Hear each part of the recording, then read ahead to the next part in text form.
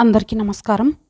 ఈరోజు మీ అందరికీ నేను వినిపించబోయే కథ ఇప్పటికైనా నీకు ఆ బాధ తెలిస్తే మనం కలిసి ఉంటాం, లేకుంటే. రచయిత మణి గోవిందరాజుల గారు. ఇక కథలోకి వెళితే, ఆఫీసు నుండి వచ్చి అలసటగా కూర్చుండిపోయింది వింధ్య. ఇల్లంతా నిశ్శబ్దంగా ఉంది. ఆ నిశ్శబ్దం హాయిగా ఉంది. పిల్లలు వెనకాల గార్డెన్లో ఆడుతున్నట్లున్నారు. లేచి కాఫీ చేసుకుందామన్నా ఓపిక లేదు. కిచెన్లో చప్పుడు వినిపించి తొంగి చూసింది. వివేక్ కాఫీ కలుపుకుంటున్నాడు.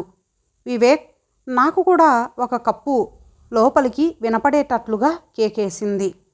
జవాబు లేదు. మనసు ఉసూరుమని నిట్టూర్చింది. మళ్ళీ ఏదో విషయానికి కోపం వచ్చినట్లుంది. ఇక 4 రోజులు మాటలుండవు. అడిగిన దానికి జవాబు ఉండదు. పిల్లలను పట్టించుకోడు. ఒక్కసారిగా కళ్ళ ముందు తర్వాతి 4 రోజుల సినిమా కనబడేసరికి నీరసం రెట్టింపయింది. అసలు అతని కోపానికి కారణమేమిటా అని ఆలోచించింది కాసేపు. లీనాకి ప్రమోషన్ వచ్చిన సందర్భంగా లీనా భర్త ఆడం నిన్న చిన్న పార్టీ ఇచ్చాడు. తనకు ఎక్కడికి వెళ్ళినా శారీ కట్టుకోవడం ఇష్టం. పైగా లీనా ప్రత్యేకంగా చెప్పింది శారీలో రమ్మని. అందుకే ఏది కడదామా అని చాలా ఆలోచించి లేత గులాబీ చీర మీద చిన్న ఫ్రింట్ జార్జెట్ శారీ కట్టుకొని ఎంబ్రాయిడరీ చేసిన బ్లౌజ్ వేసుకొని జుట్టును వదిలేసింది. అద్దంలో తనకు తానే ముద్దొచ్చింది. తన రంగులో కలిసిపోయింది ఆ లేత గులాబీ రంగు. నిజానికి తనకు ఏ డ్రెస్ అయినా, చీరైనా, లెహంగా అయినా అన్నీ బాగా నప్పుతాయి. లోపలికి వచ్చి తనని చూసిన వివేక్ మొహం చిట్లించాడు. మనం వెళ్ళేది అమెరికన్స్ ఇంటికి. జీన్స్ కానీ ఫ్రాక్ కానీ వేసుకుంటే బాగుంటుంది. అప్పలమ్మలా ఈ చీరేంటి విసుక్కున్నాడు వివేక్. ఒక్కసారిగా మనసు కుంచుకుపోయింది. మరుక్షణం తేరుకొని, హే వివేక్, ఇప్పుడు నాకు ఇదంతా మార్చే ఓపిక లేదు. చలో చలో నవ్వుతూ కొట్టేసి లేవబోయింది. లేవబోతున్న వింధ్యని ఆపేసి, మార్చుకో అంటుంటే వినిపించుకోవేం? నా మాట అంటే నీకు లెక్కలేదు కోపంగా అన్నాడు వివేక్.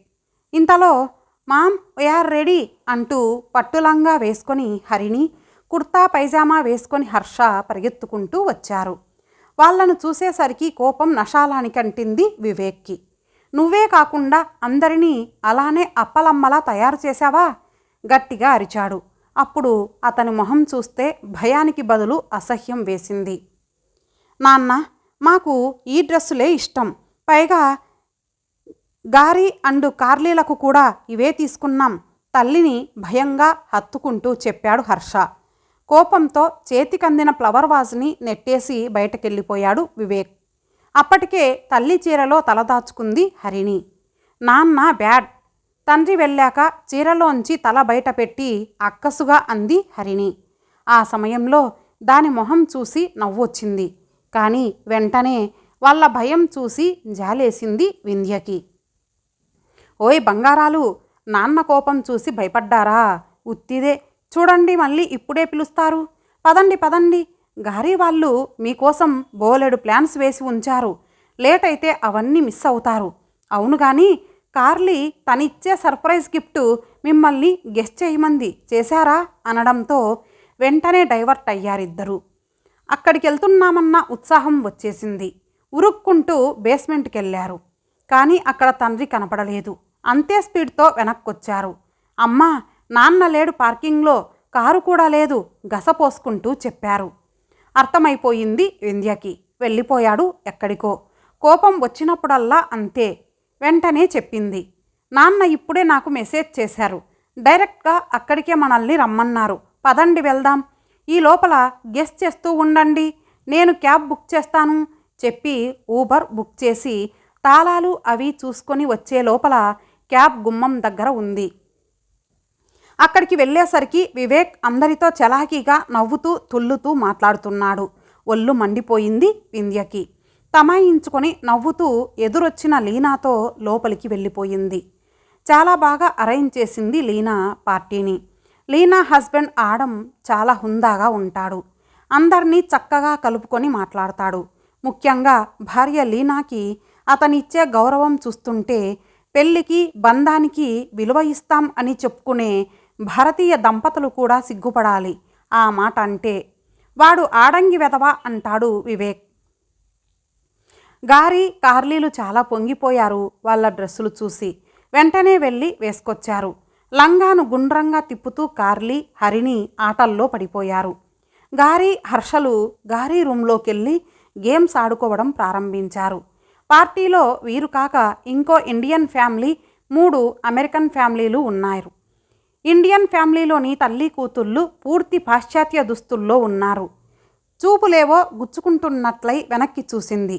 వాళ్ళను చూడు అన్నట్లుగా సైగ చేస్తున్నాడు వివేక్ కళ్ళతో. మాట్లాడకుండా అక్కడి నుండి వెళ్ళిపోయింది. మిగతా 3 అమెరికన్ ఫ్యామిలీ వాళ్లకు వింధ్య డ్రెస్ చాలా నచ్చింది. చాలా మెచ్చుకున్నారు కూడాను. అది వివేక్ని ఇంకా ఇరిటేట్ చేసింది. కార్లీ అందరికీ మంచి బహుమతులు ప్రజెంట్ చేసింది. ఇంటికి వస్తుంటే కారులోనే నిద్రపోయారు ఇద్దరు. మర్నాడు పక్క విలేజ్కి క్యాంపు ఉండటంతో పిల్లల్ని స్కూల్లో డ్రాప్ చేయమని మెసేజ్ పెట్టేసి వాళ్ళంతా లేవకముందే వెళ్ళిపోయింది వింధ్య. లేట్ అవుతుందనిపించి పికప్ కూడా చేసుకోమని మెసేజ్ చేసి ఇంటికొచ్చేసరికి 6 అయ్యింది. చాలా అలసటగా ఉంది. ఎవరన్నా కాఫీ కలిపిస్తే బాగుండు అన్నట్లుగా ఉంది ప్రాణం. కాఫీ కాదు కదా, ఇక మాటలు కూడా ఉండవు. రేపటి నుండి పిల్లల డ్రాపింగు పికప్ కూడా తానే చేసుకోవాలి. 4 రోజులు అయ్యాక ఆ కోపం చల్లారితే మాట్లాడినా తను సారీ చెబితే కానీ శాంతించడు. కాసేపు అలానే కళ్ళు మూసుకొని కూర్చుంది. కానీ పిల్లల ఆకలి తీర్చే బాధ్యత గుర్తొచ్చి లేచింది. అప్పటికే శీతాకాలం చీకటితో అర్ధరాత్రి అయినట్లుగా ఉంది. కుక్కర్ పెట్టేసి గబగబా ఆలు వేయించింది. అప్పటికే పిల్లలు తూగుతున్నారు. ఎలాగో బతిమలాడి వాళ్లకు తినిపించింది. ఆఖరు ముద్ద పూర్తవుతూనే నిద్రలోకి జారుకున్నారు. మూతి తుడిచి దిష్టి తీసి ఇద్దరి నుదుటి మీద ముద్దు పెట్టుకుంది. లేచి చేయి కడుక్కొని వచ్చి వాళ్లను సరిగా పడుకోబెట్టి బ్లాంకెట్ కప్పింది. వంట ఇంట్లోకి వెళ్ళి డైనింగ్ టేబుల్ సర్ది తాను పెట్టుకొని తినేసి మిగతావన్నీ మూతలు పెట్టేసి గదిలోకి వెళ్ళిపోయింది. అంతసేపు కూడా వివేక్ టీవీ చూస్తూ కూర్చున్నాడే కానీ పిల్లలు ఏడుస్తుంటే వాళ్ళని ఓదార్చలేదు సరికదా. హరిని దగ్గరికెళ్తే నెట్టేశాడు. మమ్మీ దగ్గరికెళ్ళు అంటూ దాన్ని దగ్గరకు తీసుకుంటూ వంట చేయాల్సొచ్చింది. పడుకున్నదే కానీ నిద్ర పట్టలేదు వింధ్యకు. కళ్ళల్లో నుండి కారుతున్న కన్నీళ్లకు దిండు తడిపేస్తోంది. మనసు వేదనతో భారంగా అయ్యింది. తనకే ఎందుకిలా? నిజానికి ఏ లోటు లేని జీవితం తమది. ముత్యాల్లాంటి పిల్లలు, ఏ బాధ్యతలు లేవు. హాయిగా ఆడుతూ పాడుతూ గడపాల్సిన జీవితం. నిజానికి వివేక్ పూర్తి చెడ్డవాడు కూడా కాదు. కానీ రెండో మనిషి ఉన్నాడు తనలో. మొదటివాడు బయటి వాళ్ళకిష్టుడు, రెండోవాడు పూర్తి వ్యతిరేకం. వివేక్ ఆఫీస్ నుండి ఇంటికి వచ్చాడంటే భయం. ఏ క్షణానికి ఏ రకమైన మూడ్తో ఉంటాడో తెలియదు. పైనుండి విపరీతమైన కోపంతో అతనంటున్న మాటలకు ఒక రకంగా తాను తన ఆత్మవిశ్వాసాన్ని కోల్పోతుంది. ప్రతి చిన్నదానికి పక్క వాళ్లతో పోల్చడమే, ప్రతి విషయానికి ఎత్తి చూపడమే. పెళ్ళై 10 సంవత్సరాలయ్యింది. సర్దుకోవడము, చికాకు పడటము, ఇంకా వీలైతే అరచుకోవడము. ఒక్కరోజైనా ఆనందంగా ఉన్నామా అంటే సందేహమే. కలిసి ఉన్నామంతే. ఇద్దరము వయసులోని వారమే కాబట్టి పిల్లలు పుట్టారు. ఏదో అంతవరకే తన బాధ్యత అనుకుంటాడు. వాళ్ళ పెంపకంలో చిన్న సహాయం కూడా ఉండదు.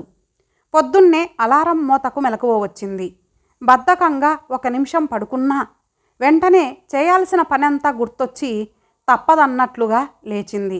పిల్లలిద్దరూ చెరో పక్కన హాయిగా నిద్రపోతున్నారు. వాళ్లను లేపాలంటే మనసొప్పదు. కానీ స్కూల్ టైం అవుతుంది. మళ్ళీ హడావుడి అవుతుంది. బస్ వచ్చే టైంకి అక్కడుంచాలి. బంగారాలు లేవండి. సున్నితంగా ఇద్దరిని దగ్గరకు తీసుకుంటూ మెల్లగా తట్టసాగింది. అమ్మా 5 మినిట్స్ అమ్మా. గారంగా అమ్మ ఒడిలో ముడుచుకుంటూ దగ్గరికి జరుగుతూ మురిపాలు పోయారు పిల్లలు. ఒక 5 నిమిషాలు వాళ్లతో ముచ్చట్లాడి లేవమని చెప్పి వచ్చేసింది, చేయాల్సిన పనులు తలచుకుంటూ. ఆ తర్వాత ఆఫీస్కు వెళ్ళిందే కానీ తలనొప్పిగా ఉండి ఇంటికి వచ్చేసింది. కాఫీ కలుపుకొని ఆలోచించసాగింది. ఎలా ఈ ప్రాబ్లం సాల్వ్ చేసుకోవడం? అప్పటికీ ఒకసారి చూచాయగా అత్తగారు మామగారు ఉండగా చెప్పింది. అమ్మో, నా కొడుకు మీద నింద వేయకు, నా గుండె ఆగిపోతుంది అంటూ గుండె పట్టుకొని గోల చేసిన ఆవిడది మూర్ఖత్వం అనుకోవాలో కొడుకు మీద ప్రేమ అనుకోవాలో అర్థం కాలేదు. ఆవిడ అలా మాట్లాడుతుంటే నోరు తెరిచి సమస్య చెప్పుకుంటున్న కోడల్ని సమస్య ఏంటమ్మా అని అడగాల్సింది పోయి దేవతలాంటి అత్తగారిని బాధ పెట్టకు అంటూ కోడల్ని అరిచిన డమ్మీ లాంటి మామగారిని చూస్తే గౌరవించాలని అనిపించలేదు. పెళ్ళాన్ని ప్రేమించడం అనే మామగారి పోలిక వివేక్కి కూడా వస్తే బాగుండేది అనిపించింది. ఆలోచిస్తూ టీవీ రిమోట్ తిప్పసాగింది. పిల్లల కార్యక్రమం ఏదో వస్తోంది. ఒరులేయవి వనరించిన పద్యం నిన్న చెప్పాను కదా, ఇవాళ దాని అర్థం చెప్పుకుందాం చెప్పసాగింది యాంకరు. సడన్గా ఒక ఆలోచన ఫ్లాష్గా వెలిగింది. ఉత్సాహంగా లేచి కాఫీ కలుపుకొని తాగింది. ఇంతలో లాక్ ఓపెన్ చేసుకొని వివేక్ లోపలికి వచ్చాడు. వివేక్, కాఫీ తాగుతావా అడిగింది ఏమీ జరగనట్లే. ఏ కలనున్నాడో కావాలని చెప్పి సోఫాలో కూలబడ్డాడు. మంచి కాఫీ కలిపి వివేక్కు ఇచ్చింది. థ్యాంక్స్ ఆశించకుండా, వివేక్ ఎప్పుడు చూసినా నీరసంగా ఉంటావు, కాస్త వెళ్ళి ఫ్రెషప్ అవ్వచ్చు కదా అంది. నువ్వేమీ నాకు చెప్పక్కర్లే, నా సంగతి నాకు తెలుసు. విసురుగా లేచి వెళ్ళి ఫ్రెష్ అయి వచ్చాడు. అదేంటి వివేక్, ఆ డ్రెస్ ఏంటి అంత చండాలమైనది వేసుకున్నావు? ఒకసారి అద్దంలో చూసుకున్నావా? నీ కలర్కి ఆ డ్రెస్ ఏమైనా నప్పిందా? పక్కపక్క నవ్వేసింది. ఫస్ట్ టైం వింధ్య అలా మాట్లాడటం. వింతగా చూసి నాకు ఇష్టమైనది నేను వేసుకుంటాను, నువ్వెవరు అడగటానికి విసురుగా బయటకు వెళ్ళిపోయాడు. వివేక్, ఆ పక్కింటాయన చూడు, ఎప్పుడు చూసినా నీట్గా ఉంటాడు, నువ్వేంటి ఎప్పుడు జిడ్డొడుతూ ఉంటావు?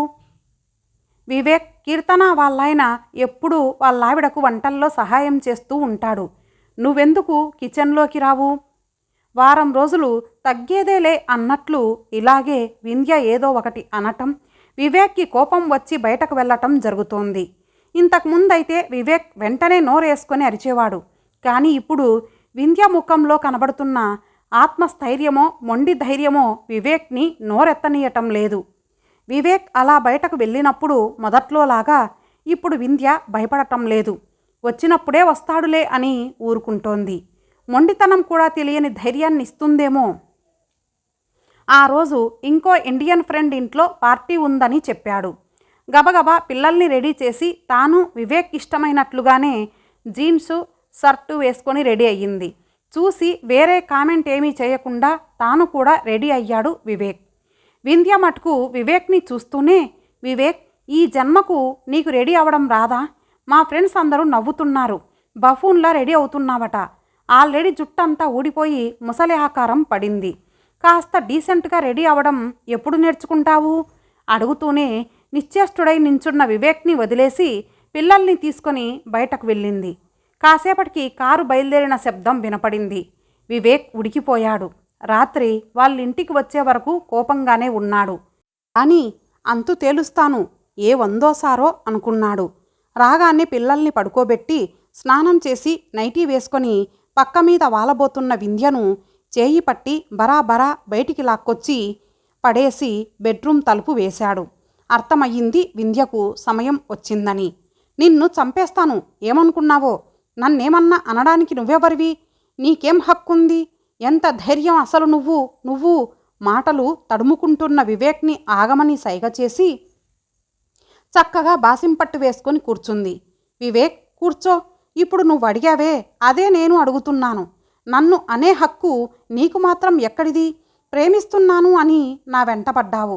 నన్ను ప్రేమించే వాళ్ళను పెళ్లి చేసుకుంటే వారితో నా జీవితం బాగుంటుందని అందరూ వద్దన్నా, కాకి ముక్కుకు దొండపండులా ఉంటారని అన్నా కూడా నీతోనే నా జీవితం అనుకున్నాను. నువ్వు కాకపోయినా నీ మనసు అందంగా ఉన్నదని భ్రమపడి పెళ్ళికి ఒప్పుకున్నాను. ప్రేమిస్తున్నప్పుడు ఎలా తయారైనా అందంగా కనపడ్డ నేను పెళ్ళి తర్వాత అలా కనపడటం లేదు. కానీ నేను అప్పుడు ఎలా ఉన్నానో ఇప్పుడు అలానే ఉన్నాను. నువ్వు మాత్రం నీకులాగే నీ మనసును వికారంగా చేసుకున్నావు. వారం రోజులకే నేను అన్న మాటలు తట్టుకోలేక నన్ను చంపాలన్నంత కోపం వచ్చింది నీకు. చంపేయటమే కరెక్ట్ అయితే నిన్ను ఎప్పుడో చంపేదాన్ని. ఆ ఆలోచనే రాకుండా 10 సంవత్సరాలుగా నువ్వు పెడుతున్న మానసిక హింసను తట్టుకుంటున్నాను అంటే నిన్నుగా నీలోని లోపాలతో సహా ప్రేమిస్తున్నాను కాబట్టి. నీది సుపీరియర్ కాంప్లెక్సో, అందరూ నన్ను మెచ్చుకుంటున్నారనే ఇన్ఫీరియర్ కాంప్లెక్సో తెలియటం లేదు. ఇక ఇంత స్ట్రెస్ భరించే శక్తి నాకు లేదు. కలిసి ఉందామా, విడిపోదామా? వింటూనే విపరీతమైన కోపంతో లేచి బయటికి విసురుగా వెళ్ళబోయాడు. ఆగు, మొత్తం విను. ఇప్పుడు వెళ్ళావంటే ఇదే మనం చివరిసారి కలుసుకోవడం. ఆగి భయంగా చూశాడు. మనిషి శాంతంగా ఉన్నా వింధ్య మాటలు కత్తిలా ఉన్నాయి. నువ్వు నన్ను మెచ్చుకోకపోయినా పర్లేదు. ప్రతిసారి తక్కువ చేసి మాట్లాడితే అది చాలు నాకు డిప్రెషన్ రావడానికి.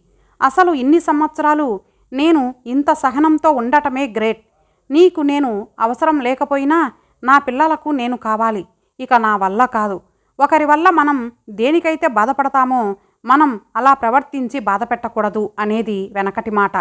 కానీ నీలాంటి మూర్ఖులకు ఎదుటివారి వేదన అర్థం కావాలంటే మీరన్నది మీకు తెలియాలి. అందుకే వారం నుండి అలా అంటున్నాను. ఇప్పటికైనా నీకు ఆ బాధ తెలిస్తే నువ్వు మారితే మనం కలిసి ఉంటాం. లేదా హాయిగా ఇద్దరము ఎవరి దోవన వాళ్ళం ఉందాం. నువ్వే నిర్ణయించుకో. ఏదైనా నాకు ఓకేనే. గుడ్ నైట్ చెప్పి వెళ్తున్న వింధ్యను నిస్సహాయంగా చూస్తూ ఆలోచనలో పడ్డాడు వివేక్. ఇంతటితో ఈ కథ సమాప్తం. మరలా మరొక మంచి కథతో కలుద్దాం. అంతవరకు సెలవు. నమస్తే.